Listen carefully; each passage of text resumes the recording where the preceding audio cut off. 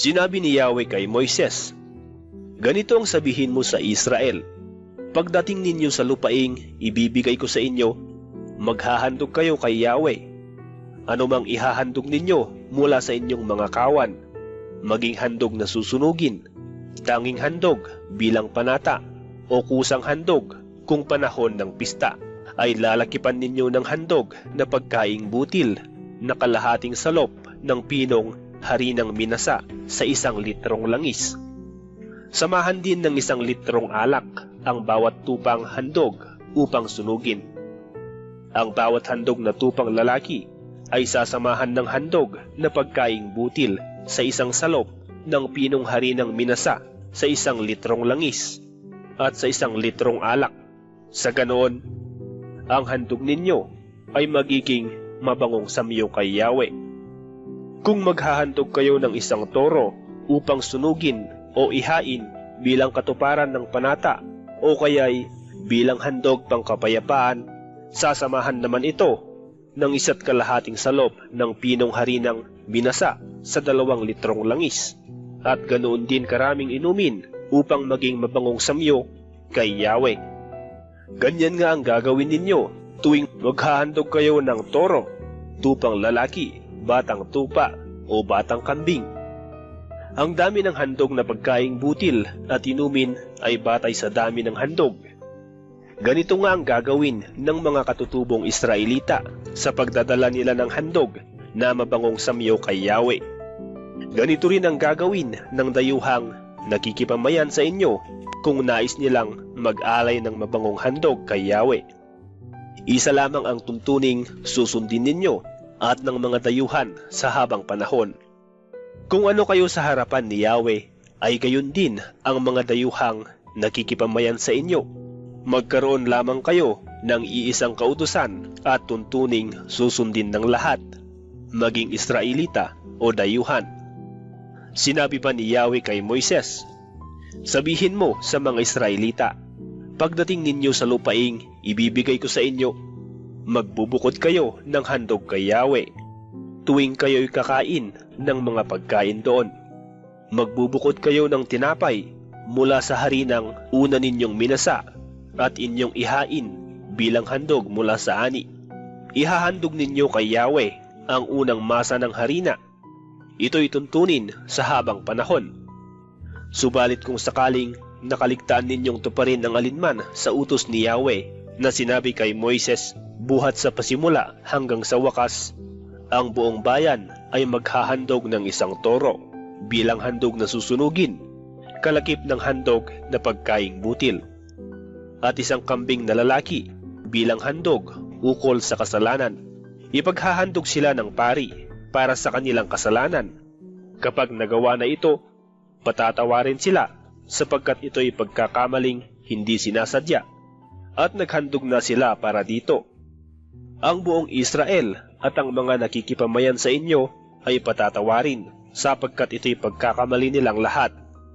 Kung ang isang tao ay nagkasala ng hindi sinasadya, magdadala siya ng 1 babaeng kambing na 1 taong gulang bilang handog para sa kapatawaran ng kasalanan. Siya ay ipaghahandog ng pari upang patawarin ni Yahweh. Iisa ang tuntuning susundin tungkol sa hindi sinasadyang pagkakasala ng isang Israelita at ng isang dayuhan. Ngunit ititiwalag sa sambayanan ang sino mang magkasala ng sinasadya, maging siya'y katutubong Israelita o dayuhang nakikipamayan, sapagkat iyon ay paglapastangan kay Yahweh dahil nilabag niya ang kautusan ni Yahweh. Siya ang dapat sisihin sa kanyang kamatayan. Nang sila'y nasa ilang, may nakita silang nangangahoy sa araw ng pamamahinga. Iniharap nila ito kina Moises, Aaron at sa buong kapulungan. Ikinulong muna siya habang hindi pa tiyak kung ano ang gagawin sa kanya. Kaya't sinabi ni Yahweh kay Moises, "Dalhin siya sa labas ng kampo at pagbabatuhin ng buong kapulungan hanggang mamatay." Ganoon nga ang ginawa nila.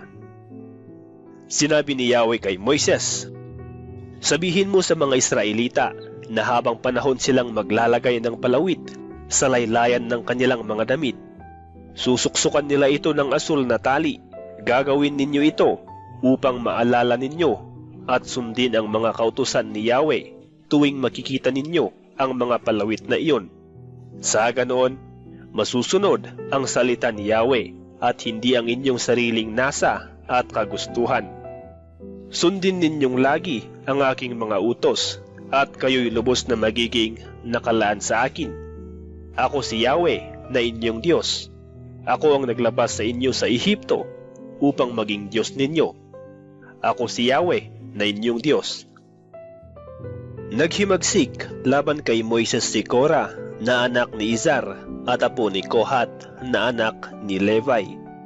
Kasama niya sa paghihimagsik na ito sina Datan at Abiram na mga anak ni Eliab at si On na anak ni Pelet na pawang buhat sa lipi ni Ruben. May kasama pa silang 250 katao na pawang kilala sa bayan at sa mga pinuno ng kapulungan.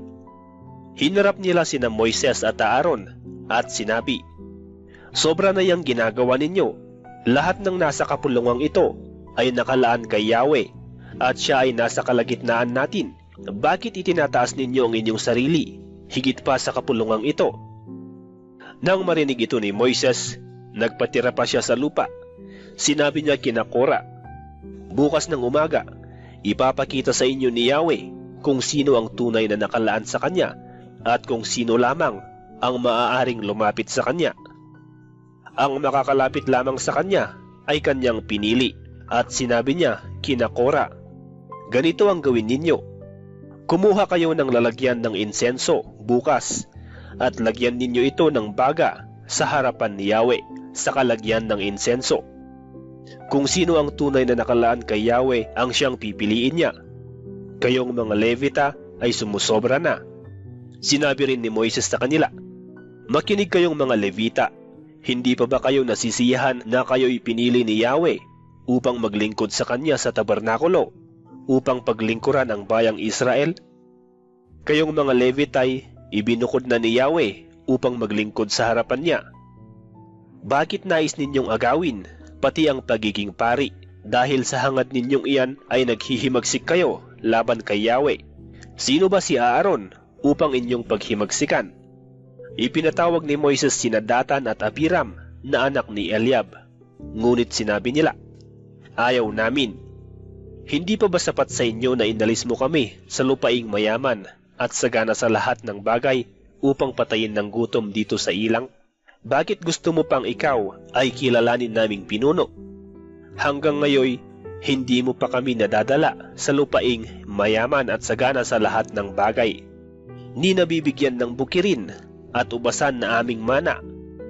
Akala mo ba'y malilinlang mo pa kami, hindi kami pupunta?"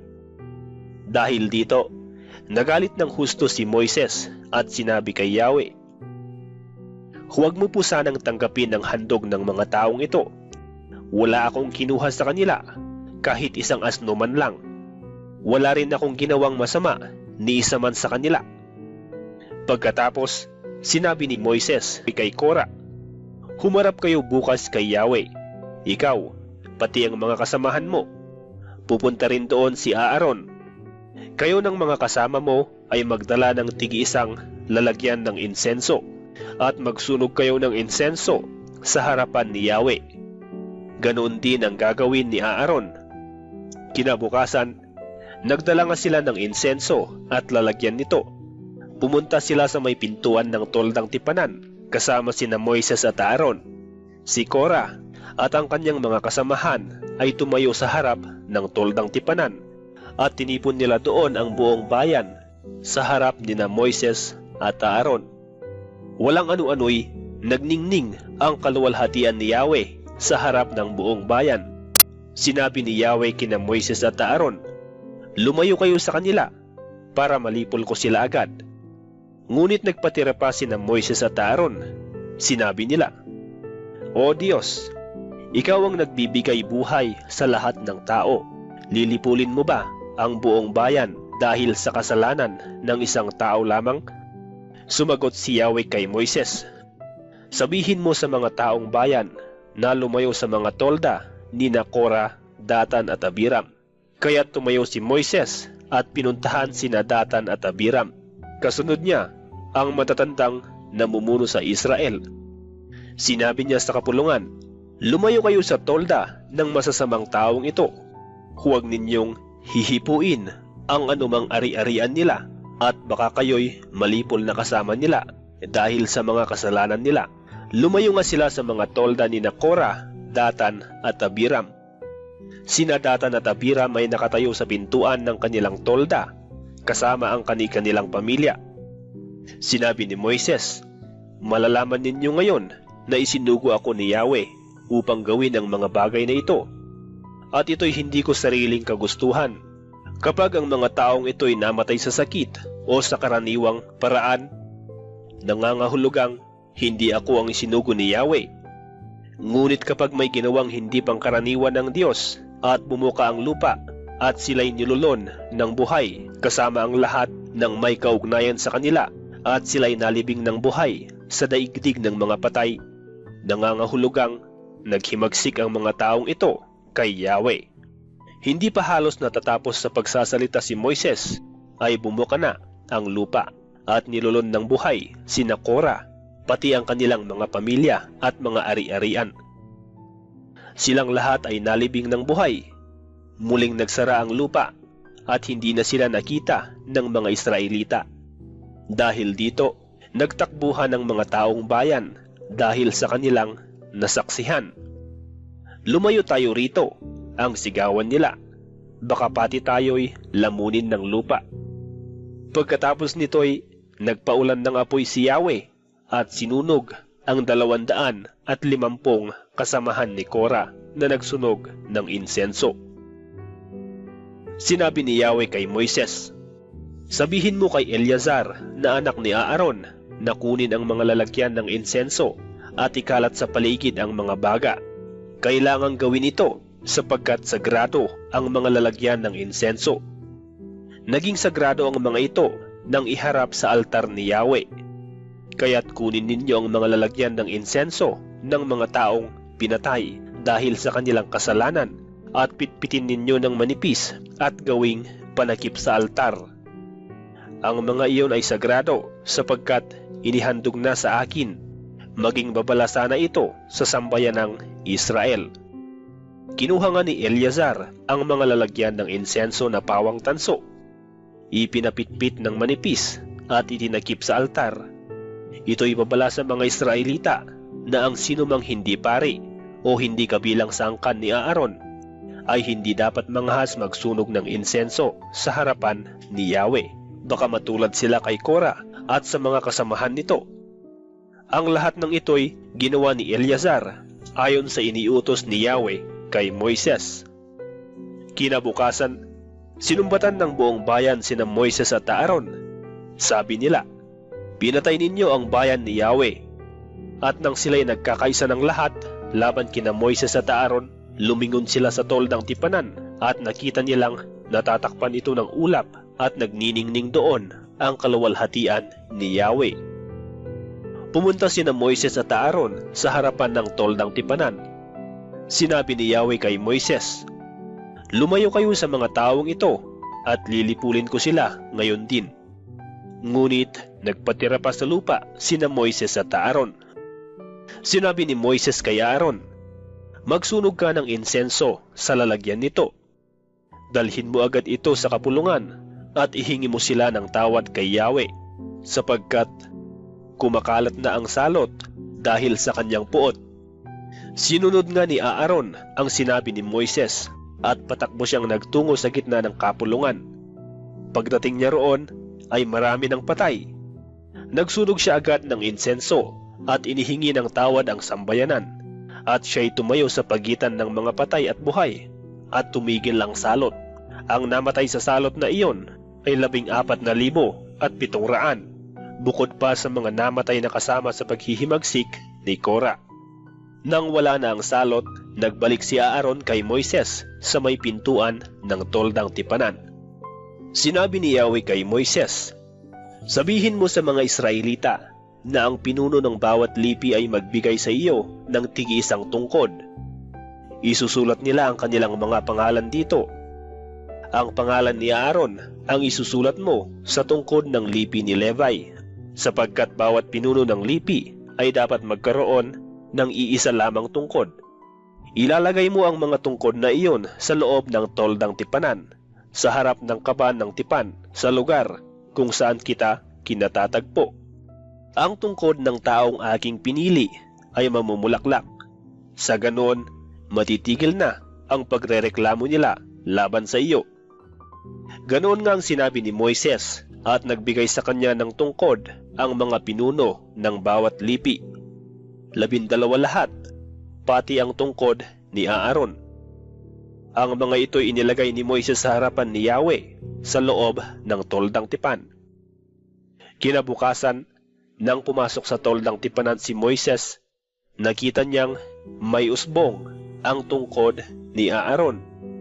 Bukod sa usbong, namulaklak pa ito at namunga ng hinog na almendra. Inilabas ni Moises ang lahat ng tungkod at ipinakita sa mga Israelita. Nakita nila ang nangyari at kinuha na ng mga pinuno ang kani-kanilang tungkod.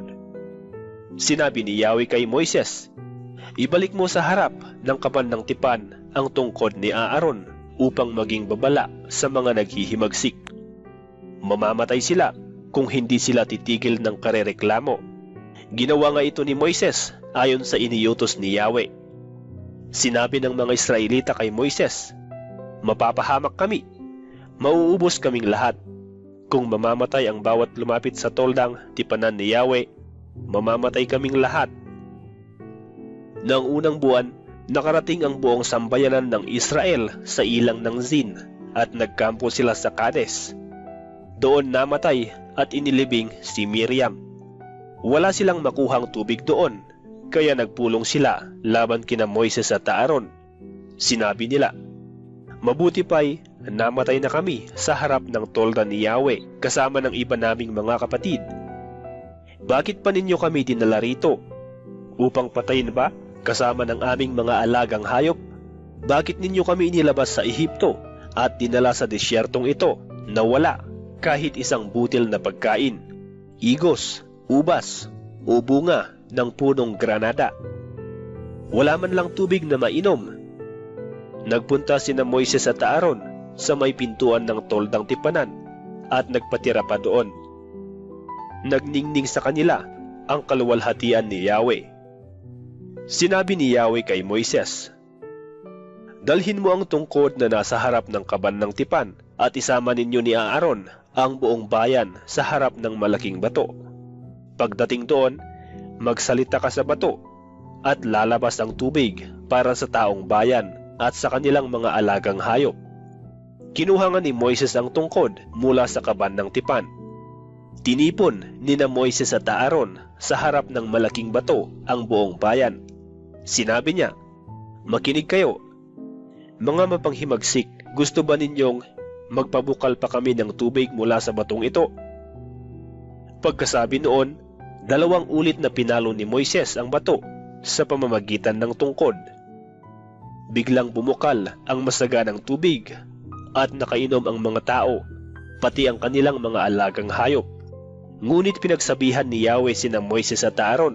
Sabi niya, "Dahil kulang ang inyong pananalig sa akin na maipapakita ko sa mga Israelita na ako'y banal, hindi kayo ang magdadala sa bayang ito sa lupaing ibibigay ko sa kanila." Nangyari ito sa bukal ng Meriba, kung saan nagreklamo ang Israel laban kay Yahweh at ipinakita niya na siya ay banal. Mula sa Kades, nagpasabi si Moises sa hari ng Edom, "Ito ang pinapasabi ng bayang Israel na iyong kamag-anak. Hindi kaila sa iyo ang mga kahirapang dinanas namin. Alam mong ang mga pinuno namin ay nagpunta sa Ehipto at nanirahan doon ng mahabang panahon. Ngunit kami at ang aming mga ninuno ay inapi ng mga Ehipsyo. Dahil dito, dumaing kami kay Yahweh. Dininig niya kami at isinugo sa amin ang isang anghel na siyang naglabas sa amin mula sa Ehipto. At ngayoy narito kami sa Kades, sa may hangganan ng iyong nasasakupan. Ipinapakiusap kong paraanin mo kami sa iyong lupain. Hindi kami daraan sa alinmang bukirin o ubusan, ni kukuha ng isang patak na tubig sa inyong mga balon. Sa lansangan ng hari kami magdaraan, at hindi kami lilihis sa kanan o sa kaliwa hanggang hindi kami nakakalampas sa iyong nasasakupan.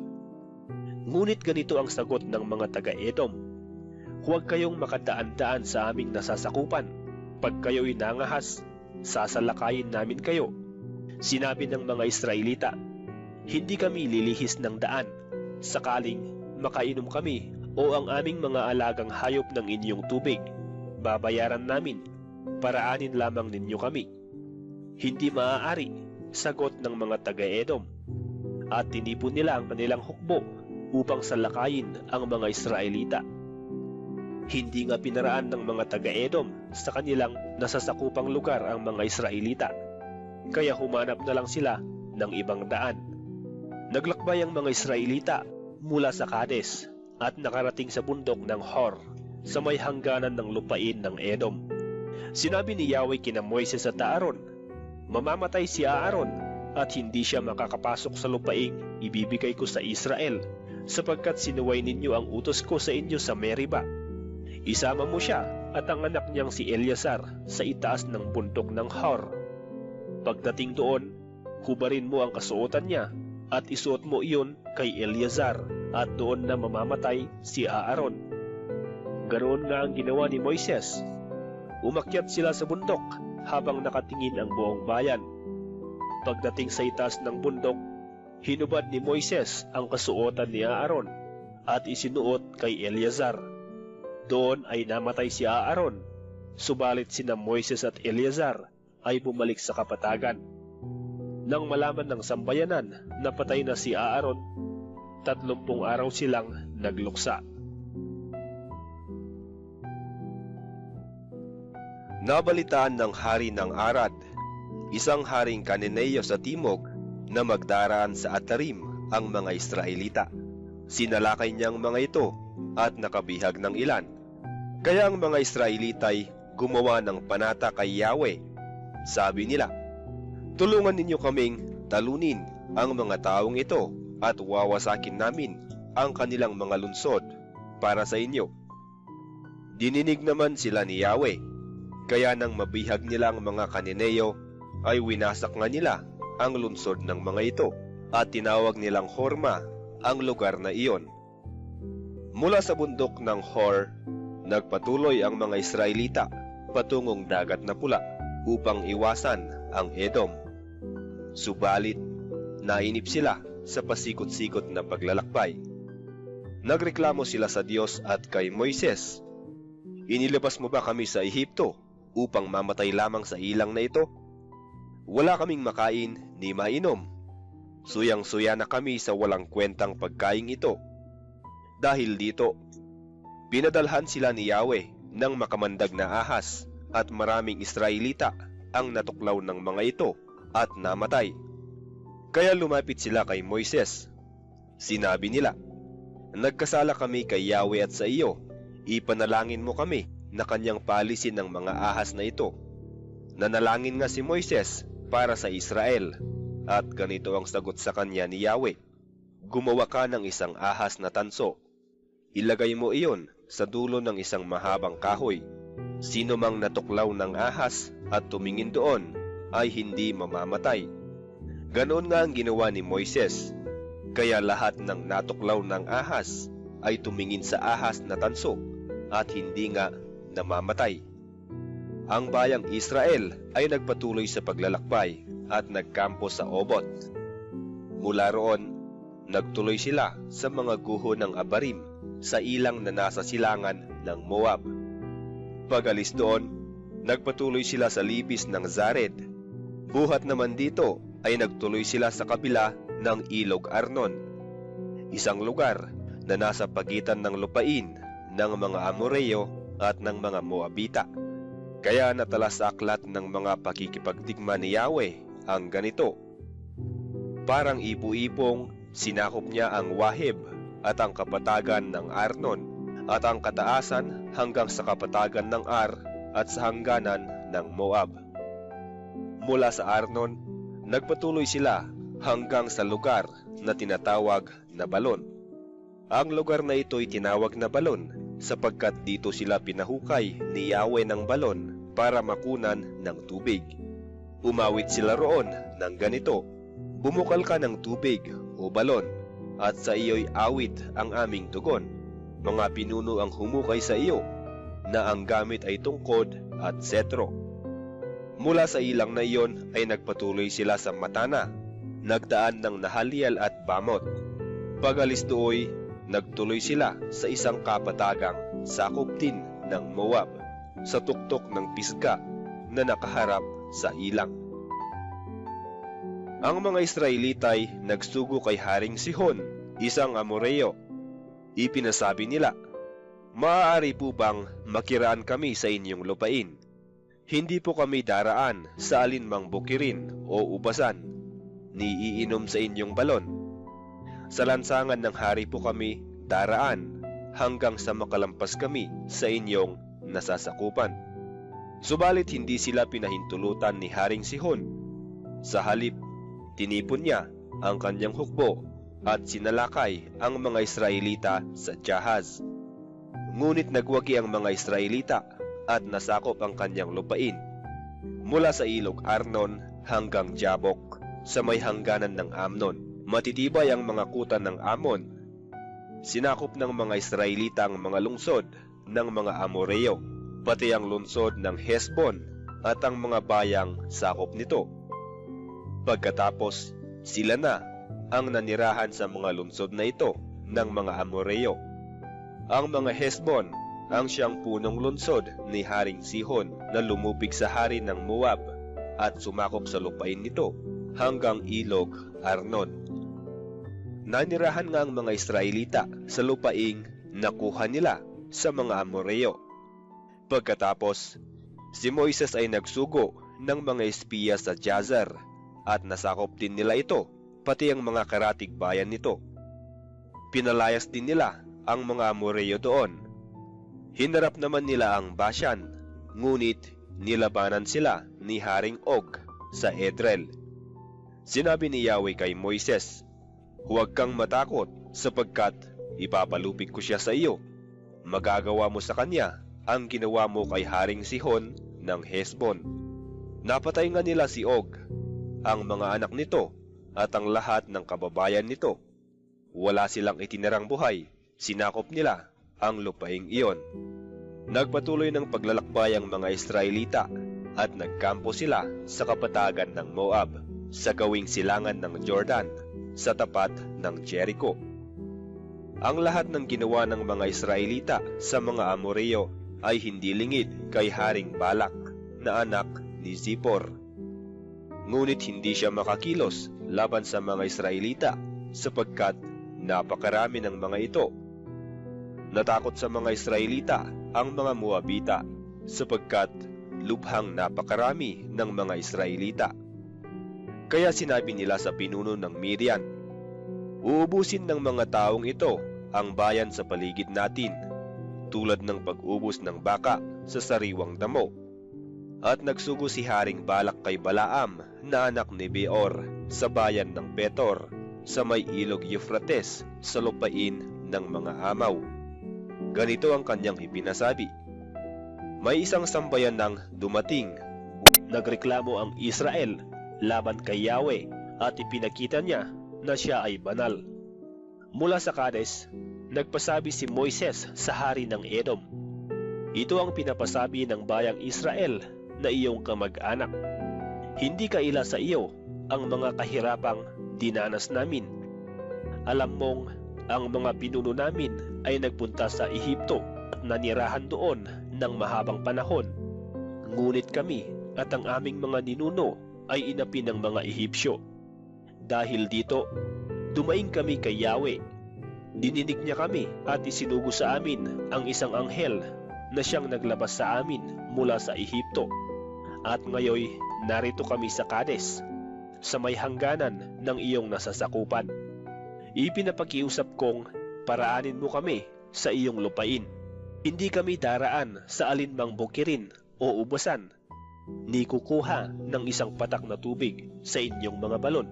Sa lansangan ng hari kami magdaraan at hindi kami lilihis sa kanan o sa kaliwa hanggang hindi kami nakakalampas sa iyong nasasakupan. Ngunit ganito ang sagot ng mga taga-Edom: huwag kayong makadaan-daan sa aming nasasakupan.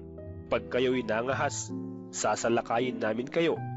Sinabi ng mga Israelita, hindi kami lilihis ng daan, sakaling makainom kami o ang aming mga alagang hayop ng inyong tubig. Babayaran namin, paraanin lamang ninyo kami. Hindi maaari, sagot ng mga taga-Edom. At tinipon nila ang kanilang hukbo upang salakayin ang mga Israelita. Hindi nga pinaraan ng mga taga-Edom sa kanilang nasasakupang lugar ang mga Israelita, kaya humanap na lang sila ng ibang daan. Naglakbay ang mga Israelita mula sa Kades at nakarating sa bundok ng Hor sa may hangganan ng lupain ng Edom. Sinabi ni Yahweh kina Moises at Aaron, mamamatay si Aaron at hindi siya makakapasok sa lupaing ibibigay ko sa Israel, sapagkat sinuway ninyo ang utos ko sa inyo sa Meriba. Isama mo siya at ang anak niyang si Eleazar sa itaas ng bundok ng Hor. Pagdating doon, hubarin mo ang kasuotan niya at isuot mo iyon kay Eleazar, at doon na mamamatay si Aaron. Ganoon nga ang ginawa ni Moises. Umakyat sila sa bundok habang nakatingin ang buong bayan. Pagdating sa itaas ng bundok, hinubad ni Moises ang kasuotan ni Aaron at isinuot kay Eleazar. Doon ay namatay si Aaron, subalit sina Moises at Eleazar ay bumalik sa kapatagan. Nang malaman ng sambayanan na patay na si Aaron, 30 araw silang nagluksa. Nabalitaan ng hari ng Arad, isang haring Kananeo sa timog, na magdaraan sa Atarim ang mga Israelita. Sinalakay niyang mga ito at nakabihag ng ilan.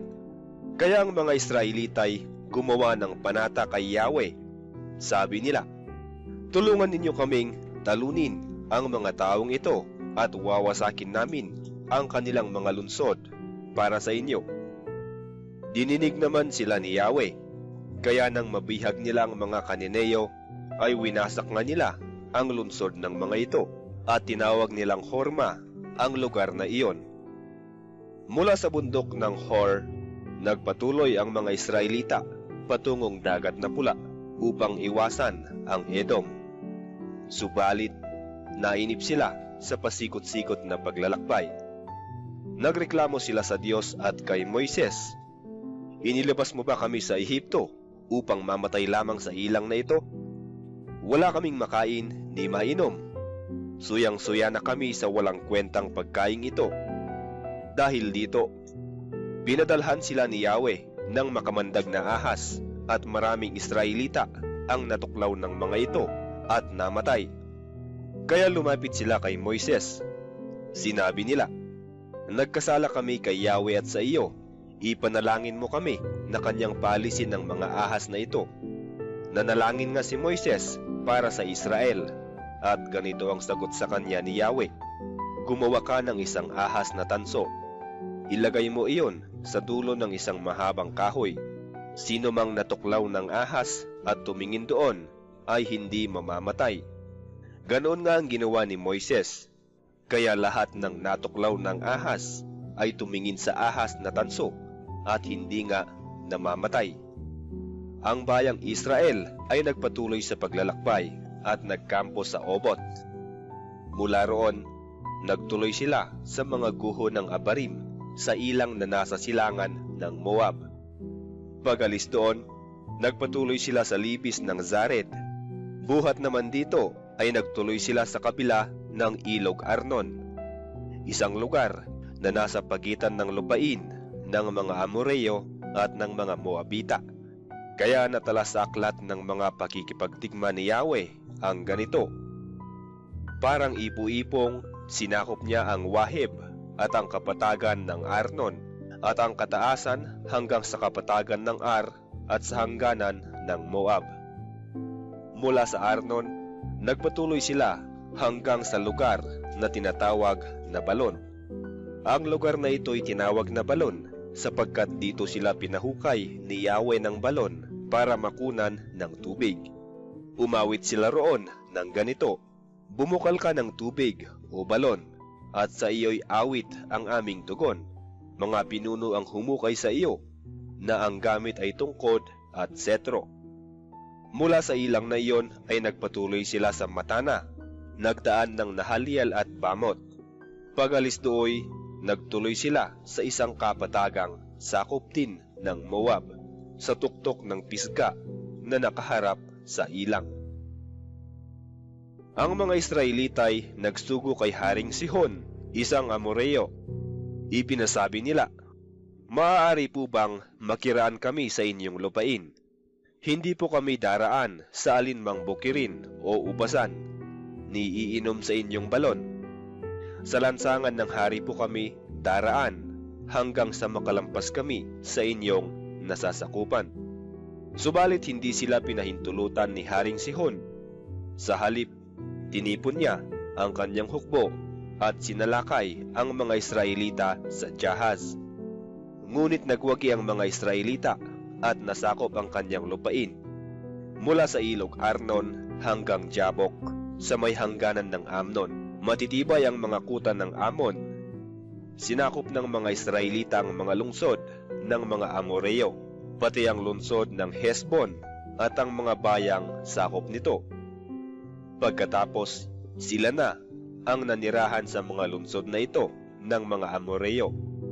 Ang mga Hesbon ang siyang punong lungsod ni Haring Sihon na lumupig sa hari ng Moab at sumakop sa lupain nito hanggang ilog Arnon. Nanirahan nga ang mga Israelita sa lupaing nakuha nila sa mga Amoreo. Pagkatapos, si Moises ay nagsugo ng mga espiya sa Jazer at nasakop din nila ito, pati ang mga karatig bayan nito. Pinalayas din nila ang mga Amoreo doon. Hinarap naman nila ang Bashan, ngunit nilabanan sila ni Haring Og sa Edrel. Sinabi ni Yahweh kay Moises, "Huwag kang matakot, sapagkat ipapalupig ko siya sa iyo. Magagawa mo sa kanya ang ginawa mo kay Haring Sihon ng Hesbon." Napatay nga nila si Og, ang mga anak nito, at ang lahat ng kababayan nito. Wala silang itinarang buhay, sinakop nila ang lupaing iyon. Nagpatuloy ng paglalakbay ang mga Israelita at nagkampo sila sa kapatagan ng Moab, sa gawing silangan ng Jordan, sa tapat ng Jericho. Ang lahat ng ginawa ng mga Israelita sa mga Amoreo ay hindi lingid kay Haring Balak na anak ni Zippor. Ngunit hindi siya makakilos laban sa mga Israelita sapagkat napakarami ng mga ito. Natakot sa mga Israelita ang mga Moabita sapagkat lubhang napakarami ng mga Israelita. Kaya sinabi nila sa pinuno ng Midian, "Uubusin ng mga taong ito ang bayan sa paligid natin, tulad ng pag-ubos ng baka sa sariwang damo." At nagsugo si Haring Balak kay Balaam na anak ni Beor sa bayan ng Petor, sa may ilog Euphrates, sa lupain ng mga Amaw. Ganito ang kanyang ipinasabi, "May isang sambayan nang dumating, sabihin niya'y kanyang gagawin. Kung mangako man siya, ito'y kanyang tutuparin. Ang utos sa akin, sila'y pagpalain. Ang pagpapala ng Diyos, di ko kayang bawiin. Sa Israel ay wala akong makitang kasawian. Sa kanila ay wala ring kapahamakan. Ang Diyos nilang si Yahweh ang kanilang kasama. Ipinapahayag nilang siya ang hari nila. Ang Diyos ang naglabas sa kanila sa Ehipto.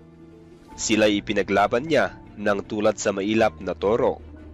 Si Jacob ay hindi makakayang kulamin. Ang Israel ay hindi maaaring sumpain. Tungkol sa Israel, ito ang sasabihin ng mga tao. Ito ang gawa ng Diyos at pagmasdan ninyo. Ang Israel ay kasinlakas ng isang leon. Hindi tumitigil hanggang kaaway ay di nalalamon, at hanggang ang dugo nito ay di niya naiinom. Sinabi ni Balak kay Balaam, "Kung ayaw mo silang sumpain, huwag mo naman sanang pagpalain." Ngunit ang sagot ni Balaam, Hindi ba't sinabi ko na sa iyong gagawin ko lamang ang lahat ng sinabi sa akin ni Yahweh? Sinabi ni Balak, halika, lumipat tayo ng lugar at baka ipahintulot na ng Diyos na sumpain mo roon ang mga Israelita. Magkasama silang nagpunta sa tuktok ng Peor kung saan natatanaw nila ang ilang. Sinabi ni Balaam kay Balak, magpagawa ka rito ng 7 altar at magpakuha ng 7 toro at 7 tupa. Gayon nga ang ginawa ni Balak. Bawat altar ay hinandugan niya ng tigi-isang toro at tigi-isang lalaking tupa. Nang matiyak ni Balaam na talagang gusto ni Yahweh na basbasan niya ang Israel, hindi na siya humanap ng palatandaan tulad ng dati. Tumanaw siya sa ilang at nakita niya ang kampo ng Israel. Sama-sama, bawat lipi. Nilukuban siya ng Espiritu ng Diyos at siya'y nagsalita at binasbasan ang Israel. Galit na galit si Balak kay Balaam. Nanggigil siya sa galit at kanyang sinabi, ipinatawag kita upang sumpain ang aking mga kaaway, ngunit anong ginawa mo? 3 beses mo pa silang binasbasan. Mabuti pa'y umuwi ka na. Pararangalan sana kita, pero hinadlangan iyon ni Yahweh. Sinabi ni Balaam kay Balak, sinabi ko na sa iyong mga suko na kahit ibigay mo sa akin ang lahat ng pilak at ginto sa iyong sambahayan, ay hindi ko gagawin ang hindi pinapagawa sa akin ni Yahweh. Sinabi ko rin sa kanila na ang sasabihin lamang sa akin ni Yahweh ang siya kong sasabihin. Oo, uuwi ako, ngunit sasabihin ko muna sa iyo kung ano. Ipinagpatuloy ni Balaam ang pagbibigay basbas sa mga Israelita at sinabi pa nito na ang nasasakupan ni Balak ay maaangkin ng mga Israelita. Pagkatapos, si Balaam ay umuwi na at ganoon din si Balak. Samantalang nakahimpil sa sitim ng Israel, ang mga kalalakihan nila'y nakipagtalik sa mga babaeng Moabita na naroroon. Inanyayahan sila ng mga ito sa paghahandog nila sa mga Diyos-Diyosan. Ang mga Israelita'y nakikain sa mga atang na iyon at sumamba rin sa mga Diyos-Diyosan doon. Sumali sa pagsamba kay Baal Peor ang mga Israelita, kaya nagalit sa kanila si Yahweh. Sinabi niya kay Moises, tipunin mo ang mga pinuno ng Israel at patayin mo sila sa harap ng madla, para mapawi ang galit ko sa Israel. Iniutos ni Moises sa mga hukom ng Israel, patayin ninyo ang lahat ng kasamahan ninyong sumamba kay Baal Peor. Samantalang si Moises at ang buong bayan ay nananangis sa harap ng toldang tipanan, dumating ang isang Israelita. May kasama itong Midianita at hayagang ipinasok sa kanyang tolda. Nang makita ito ni Phinehas na anak ni Eleazar at apo ni Aaron, umuwi siya at kumuha ng sibat. Sinundan niya sa tolda ang Israelitang may kasamang Midianita at tinuhog silang dalawa ng sibat. Dahil dito, tumigil ang salot na sumasalanta sa Israel. Gayunman, 24,000 na ang namatay sa salot na iyon. Sinabi ni Yahweh kay Moises, dahil sa ginawa ni Phinehas, pinahalagahan niya ang aking karangalan. Kaya hindi ko nilipol ang mga Israelita dahil sa aking galit. Sabihin mo sa kanyang ako'y gumagawa ng isang kasunduan sa kanya. Ipinapangako kong hindi ko siya pababayaan kailanman. Mananatili ang walang katapusang pagkapari sa kanya at sa kanyang angkan, sapagkat ipinagtanggol niya ang aking karangalan at ginawa niya ang pagtubos sa kasalanan ng sambayan ng Israel. Ang Israelitang nagsama ng Midianita at napatay ni Phinehas ay si Zimri na anak ni Salu at isa sa mga pinuno ng angkan sa lipi ni Simeon. Ang Midianita naman ay si Cosbi na anak ni Zur na isa sa mga pinuno ng angkan sa Midian. Sinabi ni Yahweh kay Moises, salakayin ninyo ang mga Midianita at puksain sila dahil sa kasamaang ginawa nila sa inyo nang akitin nila kayong sumamba sa mga Diyos-Diyosan sa Peor at sa ginawa ng kababayan nilang si Cosbi na pinatay ni Phinehas noong sinasalanta kayo ng salot sa Peor. Pagkalipas ng salot, sinabi ni Yahweh kina Moises at Eleazar na anak ni Aaron, "Magsagawa ka ng isang sensus. Bilangin at ilista ninyo ang pangalan ng mga Israelita na maaaring isama sa hukbo upang makipagdigma mula sa gulang na 20 taon pataas. Dahil dito, tinipon nila ang mga pinuno sa kapatagan ng Moab sa tabi ng Jordan, sa tapat ng Jericho. Binilang at inilista ang mga Israelita tulad ng iniutos ni Yahweh kay Moises. Ang kabuuang bilang ng mga Israelita ay 601,730. Sinabi ni Yahweh kay Moises, "Hatiin mo ang lupain ayon sa laki ng bawat lipi. Malaki ang kaparte ng malaking lipi at maliit ang sa maliit na lipi. Ang kaparte ng bawat lipi ay ayon sa dami ng kanyang bilang. Ang lupain ay hahatiin sa pamamagitan ng palabunutan sa pangalan ng bawat lipi. Ang pagtatakda ng kaparte ng bawat lipi ay dadaanin sa palabunutan." Ito ang mga Israelitang binilang at inilista ni Moises at ng paring si Eleazar sa kapatagan ng Moab sa tabi ng Jordan, sa may tapat ng Jericho. Dito'y walang kasama isa man sa mga Israelitang itinala ni na Moises at Aaron noong sila'y nasa bundok ng Sinai. Ang mga ito'y namatay liban kina Caleb na anak ni Jephunneh at Joshua na anak ni Nun, tulad ng sinabi ni Yahweh. Sina Maala, Noah, Hogla, Milka at Tirsa ay mga anak na babae ni Zelophehad. Si Zelophehad ay anak ni Gilead na anak ni Makir na anak ni Manases na anak naman ni Jose. Lumapit ang mga babaeng ito kay Moises sa paring si Eleazar at sa mga pinuno ng Israel sa harap ng toldang tipanan. Sinabi nila, "Ang aming ama ay namatay sa ilang. Hindi nga siya kasamang namatay sa pangkat ni Korah na naghimagsik laban kay Yahweh. Subalit namatay naman siya dahil sa sarili niyang kasalanan. Namatay siyang hindi nagkaanak ng lalaki. Dahil ba sa wala siyang anak na lalaki ay buburahin na ninyo siya sa listahan ng Israel? Bigyan ninyo kami ng kaparting lupa, tulad ng mga kamag-anak ng aming ama." Ang usaping ito iniharap ni Moises kay Yahweh, at ganito ang sagot ni Yahweh, "Tama ang mga anak ni Zelophehad. Dapat magkaroon ng kaparte ang kanilang ama. Ang mana niya ay ibigay mo sa kanyang mga anak, at sabihin mo sa mga Israelita na kapag ang isang tao'y namatay na walang anak na lalaki, ang mana niya ay ibibigay sa mga anak na babae. Kung wala ring anak na babae, ang kaparte niya ay ibibigay sa kanyang mga kapatid. Kung wala siyang kapatid na lalaki, ay ibibigay sa kanyang mga tiyo. At kung wala pa rin siyang tiyo, ang manay ibibigay sa pinakamalapit niyang kamag-anak. Ito ay mananatiling tuntunin sa Israel.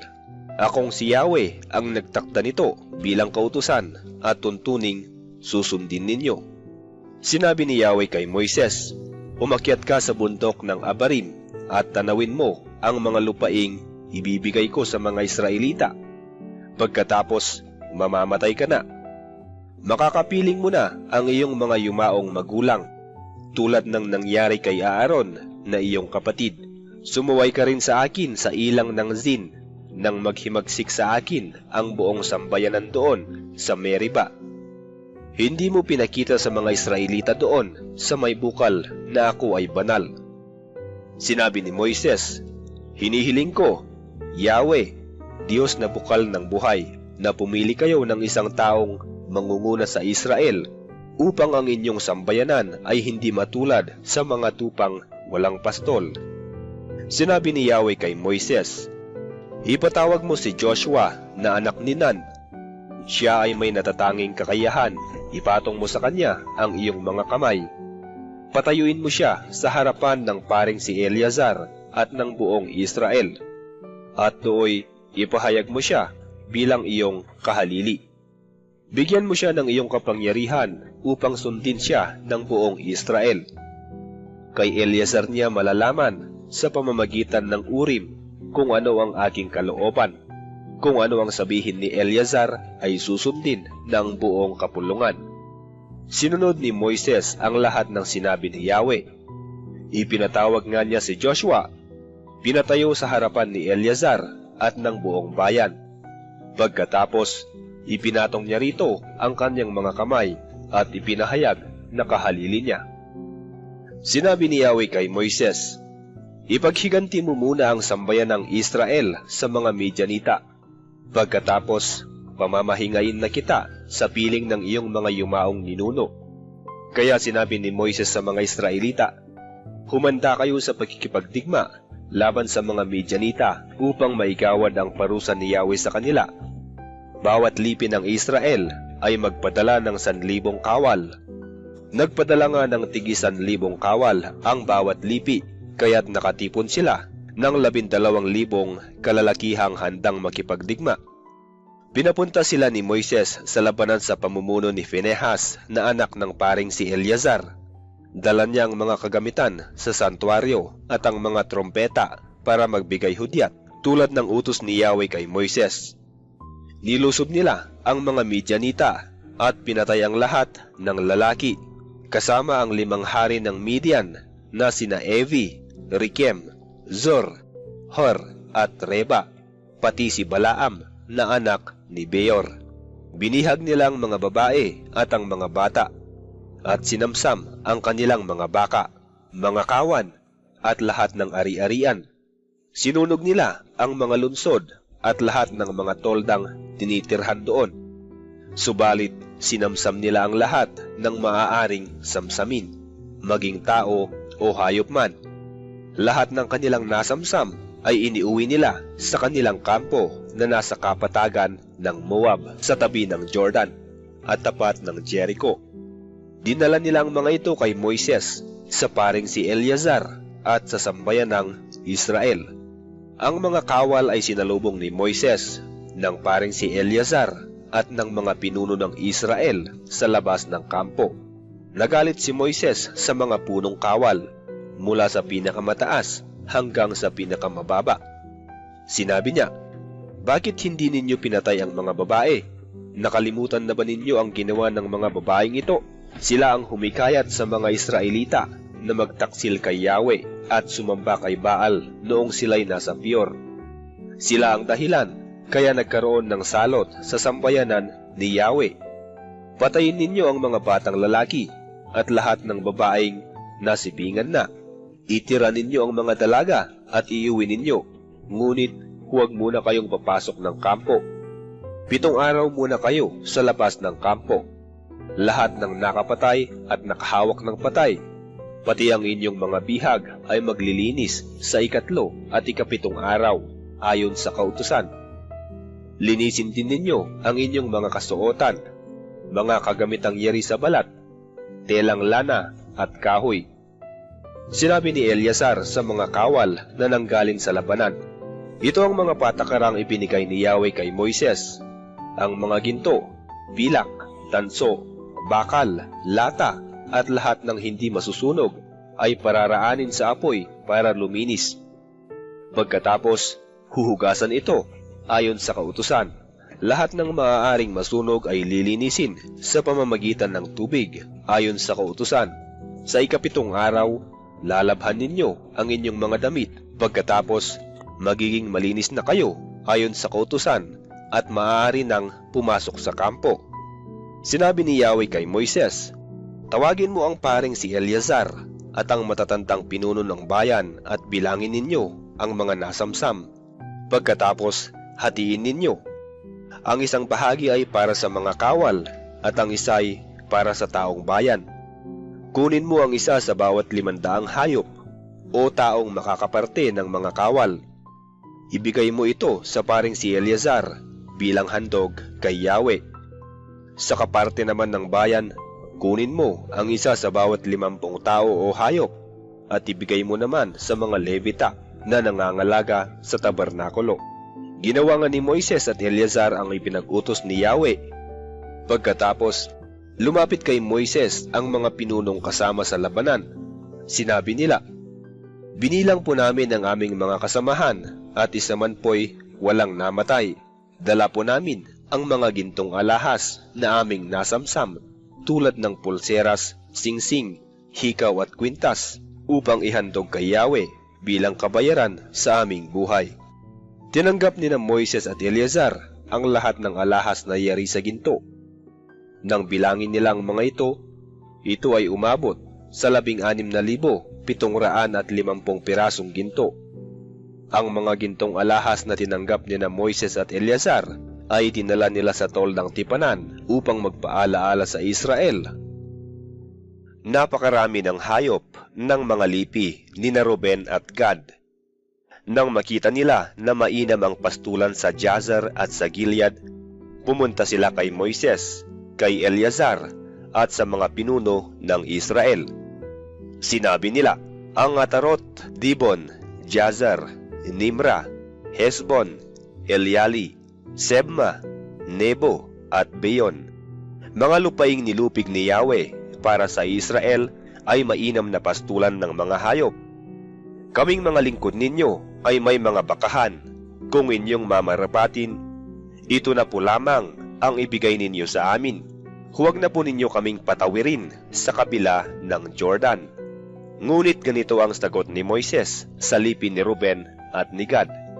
Hahayaan ba ninyong makipaglaban ang inyong mga kapatid samantalang kayo'y nagpapasarap dito?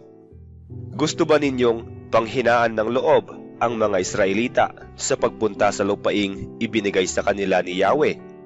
Ganyan din ang ginawa ng inyong mga magulang nang sila'y suguin ko upang tiktikan ang Kades Barnea. Nang makaahon sila sa may kapatagan ng Eskol at makita ang lupain, sinira nila ang loob ng mga Israelita. Dahil doon, nagalit sa kanila si Yahweh, kaya't isinumpa niya na dahil sa hindi nila pagsunod sa kanya ng buong puso, isa man sa mga nanggaling sa Ehipto na may gulang na 20 taon pataas ay hindi makakapasok sa lupain na kanyang ipinangako kina Abraham, Isaac at Jacob. Wala ngang nakarating doon liban kay Caleb na anak ni Jephunneh na mula sa angkan ng Senizeo at kay Joshua na anak ni Nun, sapagkat sila lamang ang buong pusong sumunod kay Yahweh. Nagalit nga sa kanila si Yahweh, kaya sila'y ginawa niyang mga lagalag sa ilang sa loob ng 40 taon hanggang mamatay na lahat ang mga gumawa ng masama sa kanyang paningin. At ngayon, kayo naman ang pumalit sa inyong mga makasalanang magulang. Gusto ba ninyong tularan ang ginawa nila at lalo pang magalit si Yahweh sa Israel? Kapatid na lalaki ay ibibigay sa kanyang mga tiyo, at kung wala pa rin siyang tiyo, ang manay ibibigay sa pinakamalapit niyang kamag-anak. Ito ay mananatiling tuntunin sa Israel. Akong si Yahweh ang nagtakda nito bilang kautusan at tuntuning susundin ninyo. Sinabi ni Yahweh kay Moises, umakyat ka sa bundok ng Abarim at tanawin mo ang mga lupaing ibibigay ko sa mga Israelita. Pagkatapos, mamamatay ka na. Makakapiling mo na ang iyong mga yumaong magulang, tulad ng nangyari kay Aaron na iyong kapatid. Sumuway ka rin sa akin sa ilang ng Zin, nang maghimagsik sa akin ang buong sambayanan doon sa Meriba. Hindi mo pinakita sa mga Israelita doon sa may bukal na ako ay banal. Sinabi ni Moises, hinihiling ko, Yahweh, Diyos na bukal ng buhay, na pumili kayo ng isang taong mangunguna sa Israel upang ang inyong sambayanan ay hindi matulad sa mga tupang walang pastol. Sinabi ni Yahweh kay Moises, ipatawag mo si Joshua na anak ni Nun. Siya ay may natatanging kakayahan. Ipatong mo sa kanya ang iyong mga kamay. Patayuin mo siya sa harapan ng paring si Eleazar at ng buong Israel. At dooy ipahayag mo siya bilang iyong kahalili. Bigyan mo siya ng iyong kapangyarihan upang sundin siya ng buong Israel. Kay Eleazar niya malalaman sa pamamagitan ng Urim kung ano ang aking kalooban. Kung ano ang sabihin ni Eleazar ay susundin ng buong kapulungan. Sinunod ni Moises ang lahat ng sinabi ni Yahweh. Ipinatawag nga niya si Joshua, pinatayo sa harapan ni Eleazar at ng buong bayan. Pagkatapos, ipinatong niya rito ang kanyang mga kamay at ipinahayag na kahalili niya. Sinabi ni Yahweh kay Moises, "Ipaghiganti mo muna ang sambayan ng Israel sa mga Midianita. Pagkatapos, pamamahingain na kita sa piling ng iyong mga yumaong ninuno." Kaya sinabi ni Moises sa mga Israelita, "Humanda kayo sa pagkikipagdigma laban sa mga Midianita upang maigawad ang parusa ni Yahweh sa kanila. Bawat lipi ng Israel ay magpadala ng 1,000 kawal." Nagpadala nga ng tig 1,000 kawal ang bawat lipi, kaya't nakatipon sila ng 12,000 kalalakihang handang makipagdigma. Pinapunta sila ni Moises sa labanan sa pamumuno ni Phinehas na anak ng paring si Eleazar. Dala niya ang mga kagamitan sa santuaryo at ang mga trompeta para magbigay hudyat tulad ng utos ni Yahweh kay Moises. Nilusob nila ang mga Midianita at pinatay ang lahat ng lalaki, kasama ang 5 hari ng Midian na sina Evi, Rekem, Zur, Hor at Reba, pati si Balaam na anak ni Beor. Binihag nila ang mga babae at ang mga bata, at sinamsam ang kanilang mga baka, mga kawan, at lahat ng ari-arian. Sinunog nila ang mga lunsod at lahat ng mga toldang tinitirhan doon. Subalit, sinamsam nila ang lahat ng maaaring samsamin, maging tao o hayop man. Lahat ng kanilang nasamsam ay iniuwi nila sa kanilang kampo na nasa kapatagan ng Moab sa tabi ng Jordan at tapat ng Jericho. Dinala nila ang mga ito kay Moises sa paring si Eleazar at sa sambayan ng Israel.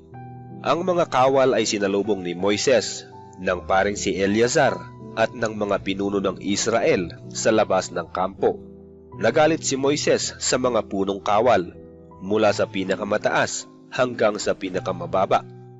Sinabi niya, "Bakit hindi ninyo pinatay ang mga babae?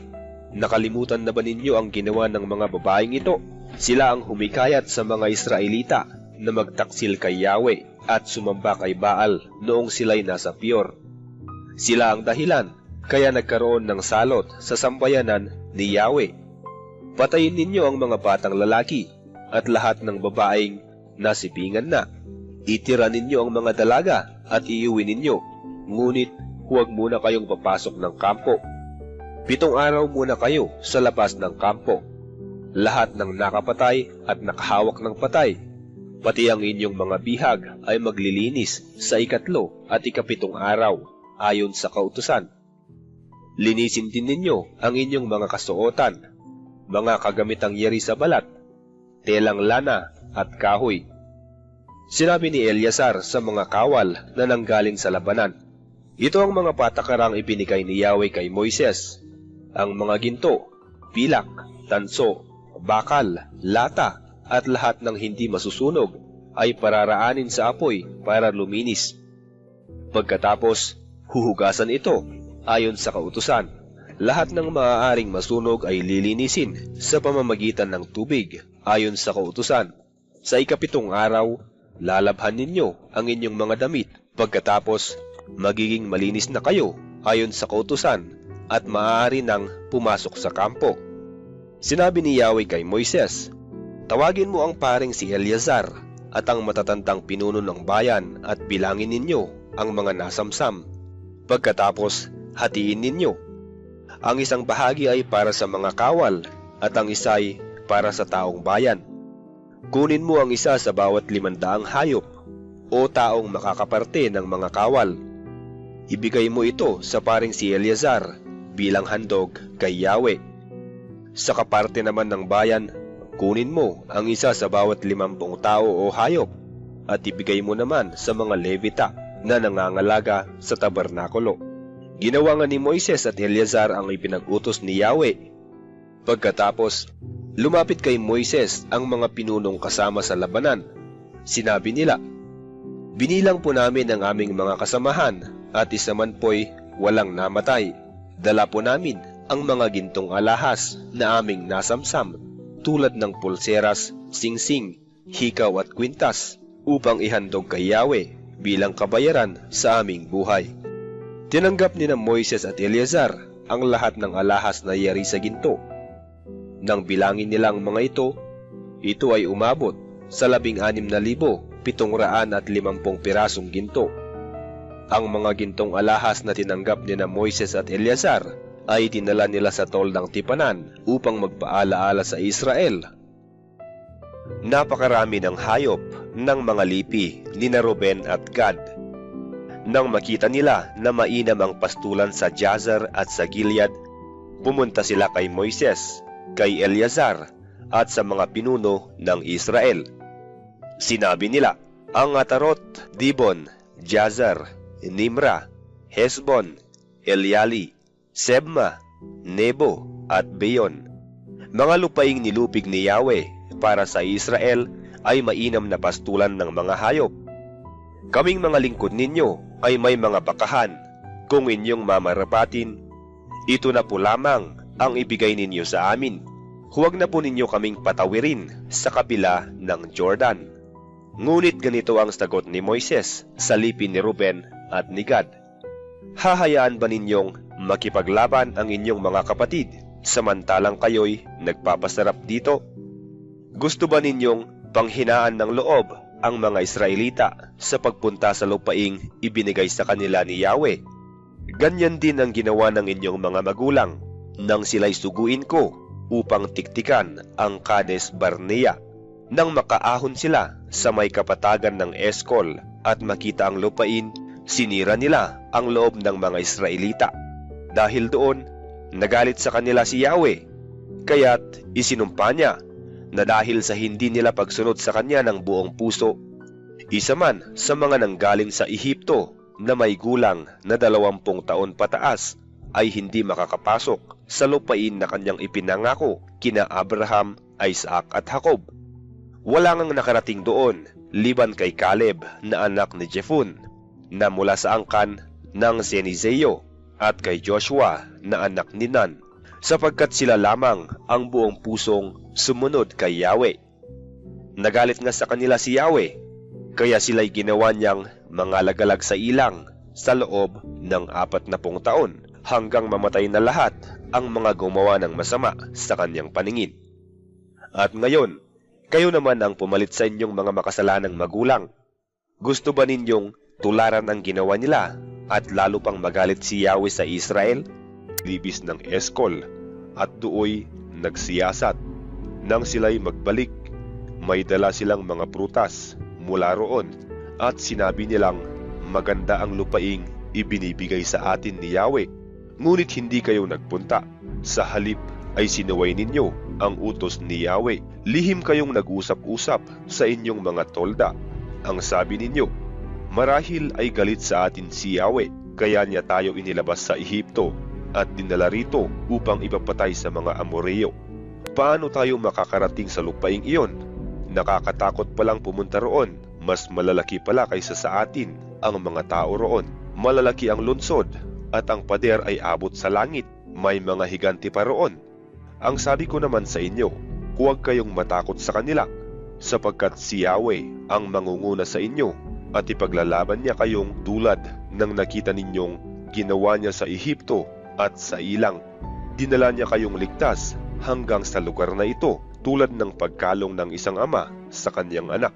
Sa kabila ng sinabi ko'y hindi pa rin kayo nagtiwala sa kanya, kayong siya ang nanguna sa inyo. Pinatnubayan niya kayo sa pamamagitan ng haliging apoy kung gabi at haliging ulap kung araw, at itinuro sa inyo ang inyong daraanan at ang inyong pagkakampuhan. Narinig ni Yahweh ang usapan ninyo at siya'y nagalit.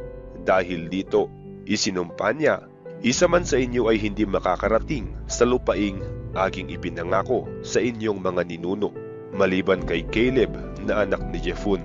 Siya lamang ang makakapasok doon.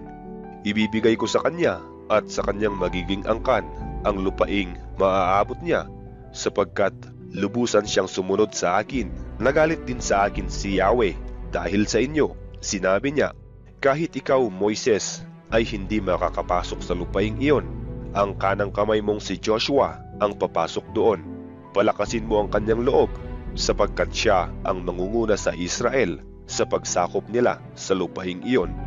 Sinabi rin niya, makakarating doon ang mga maliliit ninyong anak na hindi pa nakakaalam ng mabuti at masama. Ang inyong mga anak na sinasabi ninyong mabibihag ng mga kaaway, ibibigay ko sa kanila ang lupain at sasakupin nila ito. Ngunit kayo'y babalik sa ilang papuntang dagat na pula. Sinabi naman ninyo sa akin noon, nagkasala kami kay Yahweh, pupunta na kami roon at makikipaglaban tulad ng iniutos niya sa amin, at kayong lahat ay dali-daling nagsakbat ng sandata, sapagkat akala ninyo'y madali lamang ang paglusob sa kapurulan ng mga Amoreo. Ipinapigil kayo sa akin ni Yahweh, sapagkat hindi niya kayo papatnubayan at malulubig lamang kayo ng inyong sasalakayin. Ngunit hindi kayo nakinig sa akin. Sinuway ninyo ang utos ni Yahweh at nagpatuloy kayo sa inyong paglusob. Kaya naman parang mga bubuyog na dinagsa kayo ng mga Amoreo. Ginapi nila kayo at tinugis hanggang Horma. Dumaing kayo kay Yahweh, ngunit hindi niya kayo pinakinggan o pinansin man lamang, kaya napilitan kayong tumigil ng matagal sa Kades. Tulad ng utos sa akin ni Yahweh, nagbalik tayo sa ilang tungo sa dagat na pula. Matagal din tayong naglakbay sa kaburulan ng Seir. Pagkatapos, sinabi sa akin ni Yahweh, matagal na rin kayong nagpapaikot-ikot sa kaburulang ito.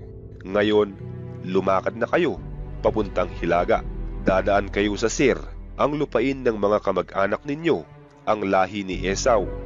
Takot sila sa inyo, ngunit mag-ingat pa rin kayo. Huwag ninyo silang kakalabanin, sapagkat kapiraso man ng lupain nila'y hindi ko ibibigay sa inyo. Ibinigay ko na sa lahi ni Esau ang kaburulan ng Seir. Bibilhin ninyo ang pagkain at inuming kukunin ninyo sa kanila. Pinagpala kayo ni Yahweh sa lahat ng inyong ginawa, at hindi niya kayo hiniwalayan sa inyong paglalakbay sa ilang. Sa loob ng 40 taon, hindi kayo nagkulang sa anumang bagay, kaya dumaan lamang tayo sa kanilang lupain at nagpatuloy sa paglalakbay palayo sa Araba, Elat at Ezyon-Geber, at tayo ay napunta sa ilang ng Moab. At sinabi sa akin ni Yahweh, huwag rin ninyong guguluhin o sasalakayin ang mga Moabita. Ang lupain ng Ar ay ibinigay ko na sa lahi ni Lot. Ngayon nga'y magpatuloy kayo. Tumawid kayo sa batis ng Zared, at ganoon nga ang ginawa natin. 38 taon ang nakalipas mula nang umalis tayo sa Kades Barnea hanggang sa pagtawid natin sa Zared. Tulad ng isinumpa ni Yahweh, walang natira sa mga mandirigma ng salinlahing iyon. Patuloy silang nilabanan ni Yahweh hanggang malipol silang lahat. Nang wala na ngang natitira sa mga mandirigma ng lahing iyon, sinabi sa akin ni Yahweh, ngayon ay tumawid kayo sa Ar, sa hangganan ng Moab. Pagdaan ninyo sa lupain ng mga anak ni Amon, huwag ninyo silang guguluhin o didigmain, sapagkat kapiraso man ng lupa nila'y hindi ko ibibigay sa iyo. Ibinigay ko na iyon sa mga anak ni Lot. At doon ay sinabi ni Yahweh, magpatuloy kayo, tumawid kayo sa ilog Arnon, mabibihag ninyo si Sihon, ang hari ng mga Amoreo sa Hesbon, at masasakop ninyo ang kanyang lupain. Kaya't simulan na ninyo ang pagsakop sa lupain niya, dahil sa gagawin ko ay matatakot sa inyo ang lahat ng bansa sa daigdig. Mabangkit lamang kayo'y manginginig na sila sa takot.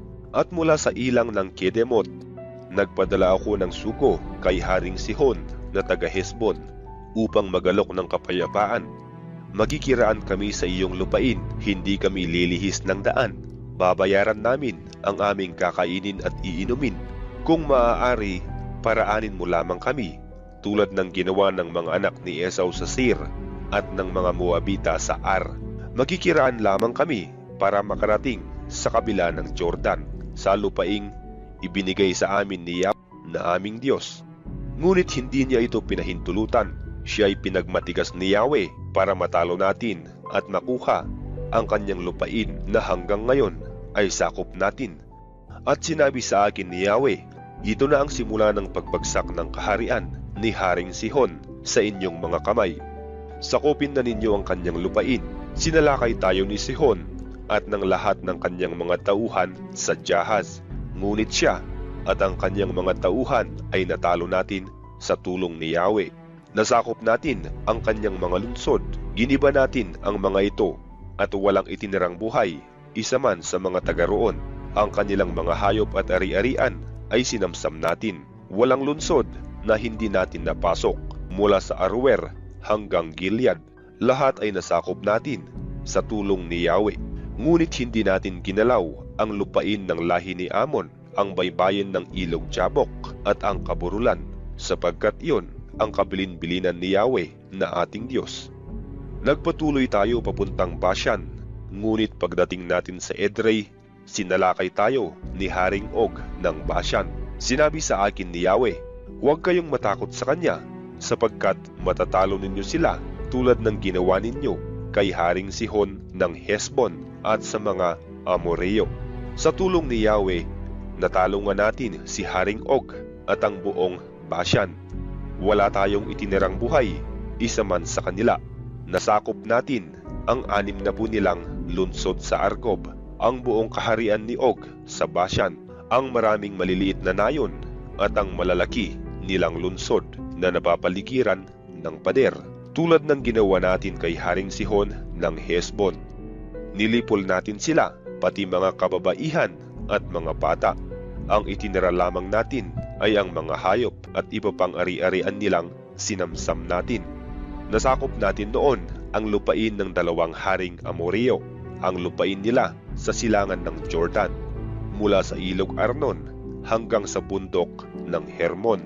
Nasakop din natin ang mga lungsod sa matataas na kapatagan, ang buong Gilead, ang Bashan, hanggang Salka at Edrei na pawang sakop ni Haring Og. Nang masakop natin ang bansang iyon, ibinigay ko sa lipi ni Ruben at Gad ang lupain mula sa Aroer na nasa tabi ng ilog Arnon at ang kalahati ng Gilead. Ang kalahati naman ng Gilead, ang Bashan, sa makatuwid, ang buong Argob ay ibinigay ko sa kalahati ng lipi ni Manases. Ang Gilead naman ay ibinigay ko kay Makir. Sa mga lipi naman ni Ruben at Gad ay ibinigay ko ang lupain mula sa Gilead hanggang sa kalagitnaan ng ilog Arnon. Ang ilog Arnon ang hangganan nito sa timog at ang ilog Jabok naman sa hilaga. Dito naman nagsimula ang lupain ng lahi ni Amon. Sa kanluran, ang lupain nila ay abot sa ilog Jordan, mula sa lawa ng Sineret hanggang sa dagat na Patay, abot naman sa bundok Pisga sa gawing silangan. Sinabi ko sa kanila noon, ang lupaing ito ang ipinibigay sa inyo ni Yahweh na ating Diyos, ngunit ang lahat ng mandirigma ay makikipaglaban munang kasama ng ibang Israelita. Maiiwan dito ang inyong mga pamilya at ang inyong mga hayop, sapagkat alam kong marami kayong alagang hayop. Hindi kayo babalik dito hanggang ang mga kapatid ninyong Israelita ay hindi napapanatag sa lupaing ibinigay sa kanila ni Yahweh. Ito naman ang sinabi ko kay Joshua, nakita mo ang ginawa ni Yahweh sa 2 haring Amoreo. Ganoon din ang gagawin ni Yahweh sa mga hari ng lupaing pupuntahan ninyo. Huwag kang matatakot sa kanila, sapagkat si Yahweh ang siyang nakikipaglaban para sa inyo. Nakiusap ako noon kay Yahweh. Ang sabi ko, Panginoong Yahweh, binasimulan mo nang ipakita sa akin ang iyong kapangyarihan. Sinong Diyos sa langit ang makakagawa ng inyong ginagawa? Hinihiling ko sa iyong patawirin mo ako sa ibayo ng Jordan upang makita ko ang maganda at masaganang lupaing iyon, ang kaburulan at ang bundok Lebanon. Ngunit hindi niya ako pinakinggan, sapagkat nagalit nga siya sa akin dahil sa inyo. Ang sagot niya sa akin, tumigil ka na. Huwag mo nang mabanggit-banggit sa akin ang bagay na ito. Umakyat ka na lamang sa tuktok ng Pisga at tanawin mo ang paligid, sapagkat hindi ka makakatawid ng Jordan. Ituro mo kay Joshua ang dapat niyang gawin at palakasin mo ang kanyang loob, sapagkat siya ang mangunguna sa Israel sa pagsakop sa lupaing matatanaw mo, at nanatili tayo sa libis na nasa tapat ng Bet-peor. Nagpatuloy si Moises sa pagsasalita sa mga Israelita. Ang sabi niya, 120 taon na ako ngayon at hindi ko na kayo kayang pamunuan. Bukod dito, sinabi sa akin ni Yahweh na hindi ako maaaring tumawid sa Jordan. Ang Diyos ninyong si Yahweh mismo ang mangunguna sa inyo. Pupuksain niya ang mga bansang daraanan ninyo upang mapasa inyo ang lupain nila. Si Joshua ang inyong magiging pinuno, gaya ng sinabi ni Yahweh.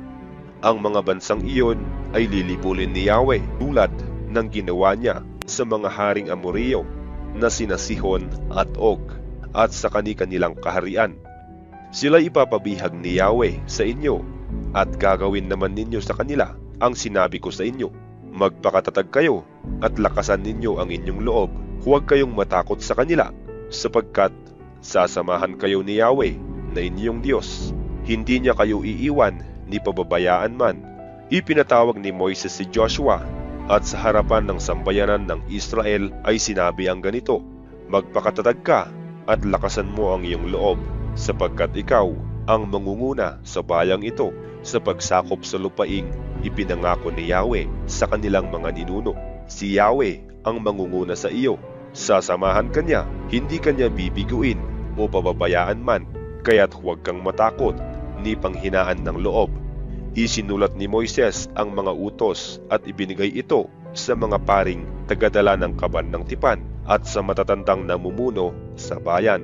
Sinabi niya, sa pista ng mga tolda, tuwing katapusan ng ika-7 taon, na siyang taon ng pagpapatawad ng utang, basahin ninyo ang kautosang ito sa harap ng buong Israel sa lugar na pipiliin ni Yahweh upang dooy sambahin siya. Tipunin ninyong lahat ang mga lalaki, babae, bata, pati ang mga dayuhang kasama ninyo upang marinig nila ang kautosang ito. Sa ganoon, matututo silang matakot sa Diyos ninyong si Yahweh at sumunod sa kanyang mga utos. Pati ang inyong mga anak na hindi pa nakakaalam nito ay magkakaroon ng takot kay Yahweh habang sila'y nabubuhay sa lupaing titirhan ninyo sa ibayo ng Jordan. Sinabi ni Yahweh kay Moises, malapit ka nang mamatay.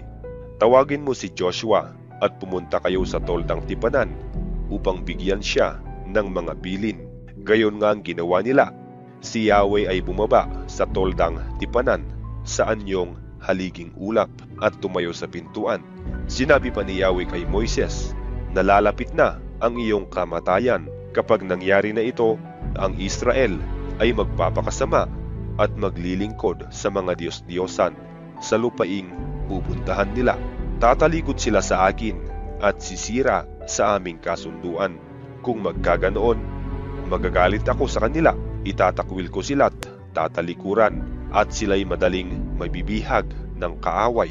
Daranas sila ng mga kaguluhan at kapahamakan hanggang mapag-isip-isip nilang ito'y dahil sa akong Diyos nila ay hindi nila kasama. Pababayaan ko sila dahil sa kasamaang ginawa nila, ang pagsamba nila sa mga Diyos-Diyosan. Kaya nga, isulat mo ang awiting ito at ituro sa bansang Israel upang maging tagapagpaalaala sa kanila. Kapag nadala ko na sila sa lupaing mayaman at sagana sa lahat ng bagay tulad ng aking pangako sa kanilang mga ninuno, mamumuhay na sila ng sagana at tiwasay, ngunit sasamba sila at maglilingkod sa mga Diyos-Diyosan.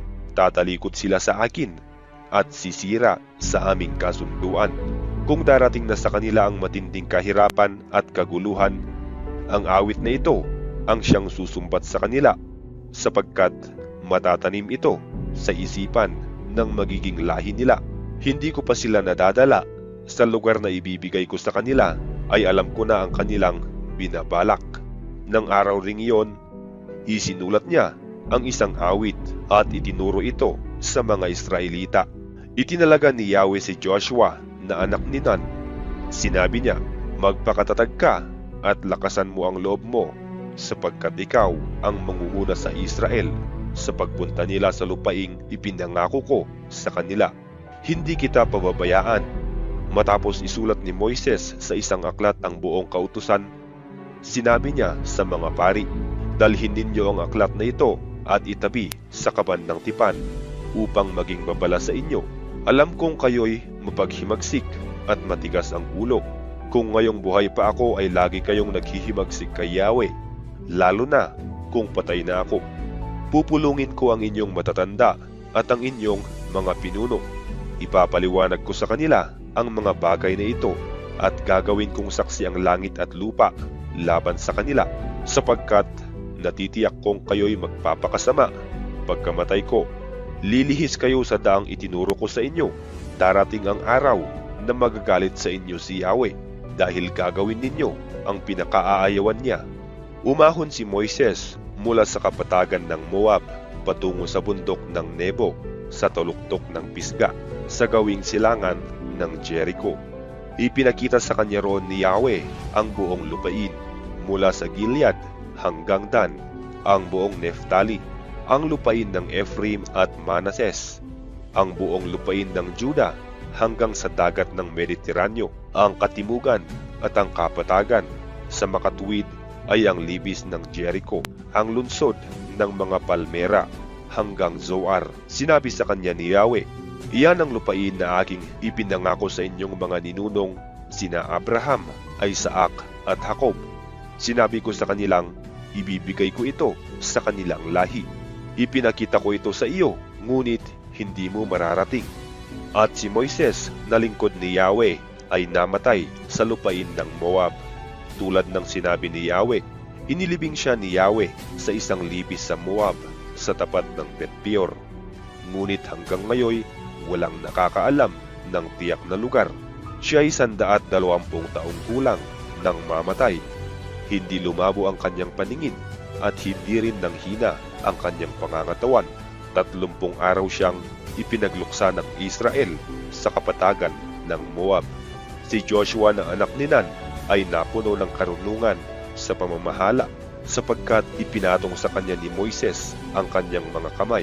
Sumunod sa kanyang mga Israelita at ginawa nila ang lahat ng utos na ibinigay ni Yahweh sa pamamagitan ni Moises.